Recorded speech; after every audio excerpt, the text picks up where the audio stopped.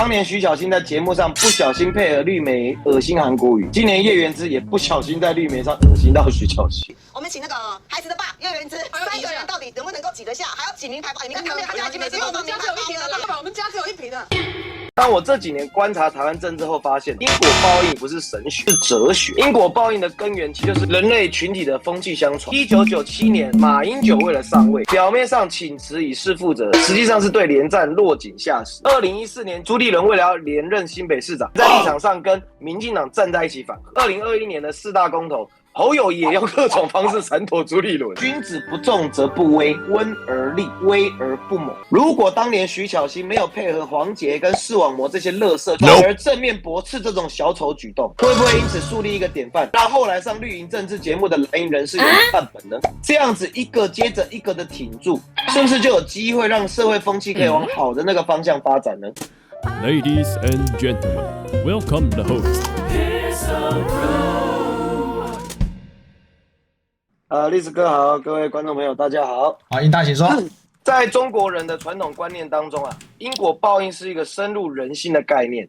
有些人觉得说是封建迷信，是上位者为了社会稳定而创造出来的神话。毕竟不是还有一句话叫做“杀人放火金腰带，修桥铺路无尸骸”吗？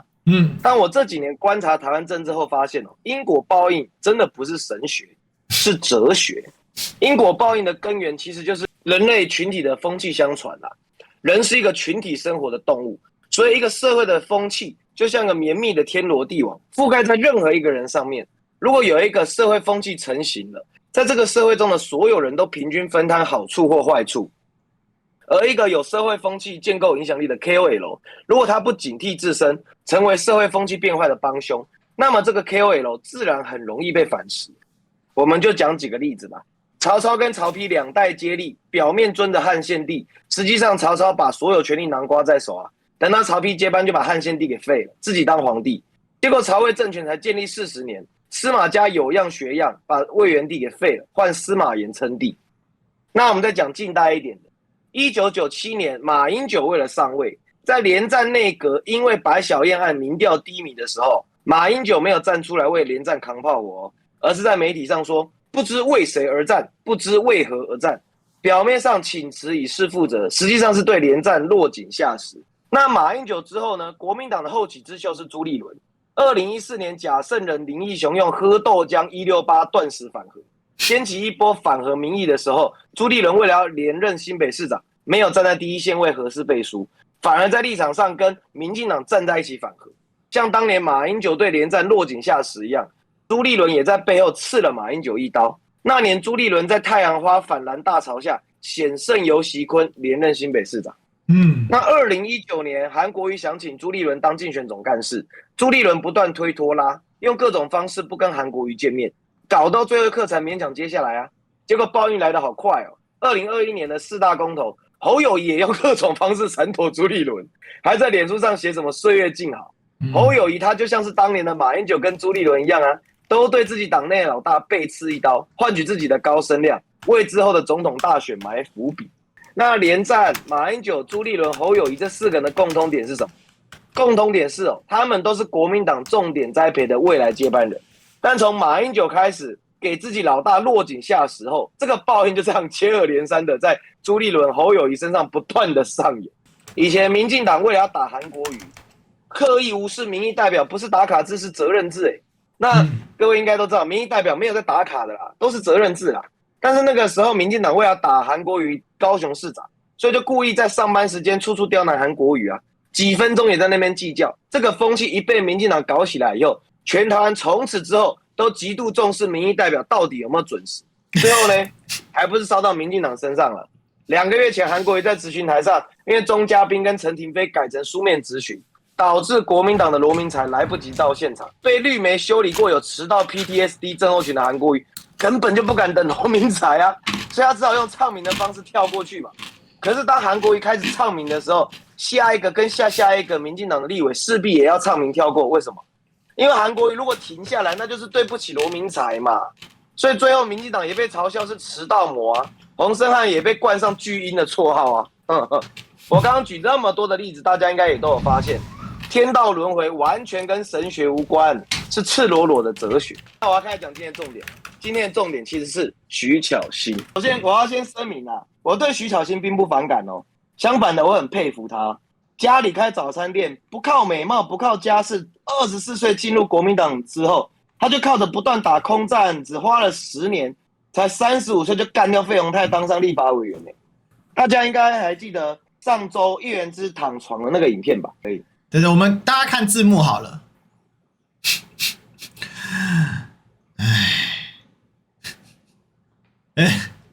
不知道各位看完这支影片有什么感想啊？我的第一个感想是当年徐巧芯在节目上不小心配合绿媒恶心韩国瑜，今年叶元之也不小心在绿媒上恶心到徐巧芯。我知道这个影片会让很多支持徐巧芯的人不舒服啦，但是2019年整个蓝绿白阵营因为嫉妒韩国瑜的高人气，所以一起对韩国瑜进行前所未有的侮辱性屠杀，各种在媒体上的低贱操作都纷纷出炉。徐巧芯以前跟黄捷一起嘲笑韩国瑜，连一句道歉都没有，只因为她是国民党新星，又是年轻又精明的女生，所以轻易得到韩国瑜跟大部分韩粉的原谅。但问题是，就像我前面说的一个社会的风气它就像是个绵密的天罗地网，覆盖在任何一个人上面。如果一个社会风气成型了，在这个社会中的所有人都得平均分摊好处或坏处。徐巧芯当年配合绿媒，把政治人物小丑化，这样的风气经过4年就烧回徐巧芯身上啦。那《论语》里面有说过嘛，君子不重则不威，又有提到孔子温而立，但是威而不猛。叶元之堂堂一个立委，难道看不出来这就是一个伤害性不大、侮辱性极强的设计吗？台湾的民主政治让政治人物被迫小丑化，甚至只有小丑的政治人物可以往上爬，这也是我不屑台湾民主的主因。当然会有很多人会帮叶元之跟徐巧芯辩解他们2个都还年轻呢。对啊，我刚刚举例的那3个人，罗智强、赵少康、唐湘龙，他们都有一定的社会地位啊。那个主持人比他们之前，当然不敢叫他们去做小丑动作嘛。所以我说《论语》的用字真的很精准，用的不是其他字而是重。因为这种人际的厚重感，有部分就会随着年纪增加而增加，大多数认真的人的社会地位也会随着年纪增加而递增，这是相辅相成的。而一旦你有这种厚重感在身上，很多人就不敢随意要你做小丑。但是年纪跟社会地位不必然是这种厚重感的增加要素，道德价值观绝对是增加个人厚重感最重要的一环。因为台湾这个社会绝对保障叶元之跟徐巧芯有不作践自己的权利。如果当年徐巧芯没有配合黄捷跟视网膜这些垃圾去做这个白眼，反而正面驳斥这种小丑举动，会不会因此树立一个典范，让后来上绿营政治节目的蓝营人士有个范本呢？这样子一个接着一个的挺住，是不是就有机会让社会风气可以往好的那个方向发展呢？现在有多少蓝营人士或是韩粉看到叶元之躺床的图片，会直接联想到当年徐巧芯的白眼图呢？己所不欲，勿施于人。在儒家的思想底下，其中有一种万万不该做的事情，就是自己遭遇后会感觉不舒服的事情，就不应该加诸在人家身上。坚持道德或许会失去短时间内的当下利益，但是长期来看，道德最后会帮你避开很多不必要的灾祸。在台湾的政坛上这种自身独清到最后被众人遗忘的案例数都数不完。可是现在是自媒体时代，坚持这种独清是不会让你的坚持被人家遗忘。刚刚图片上面写孔子温而立，威而不猛，恭而安。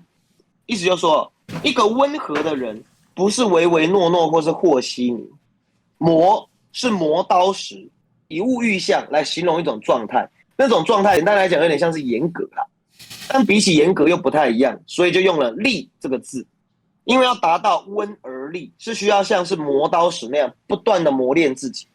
像是叶元之，他一定没有想过当天参加节目会遇到这么尴尬的难题他其实是被主持人表，然后被投入火坑。但这不就是磨练自己的机会吗？叶元之坚持不去做，会让在场的人都下不了台，尴尬，甚至被封杀、谩骂。